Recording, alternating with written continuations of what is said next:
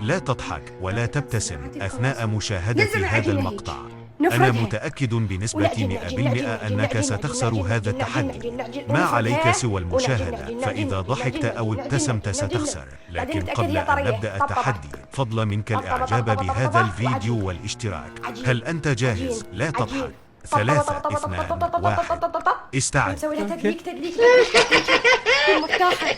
عجينة مرتاحة. عجينة مرتاحة. كرواسون كرواسون.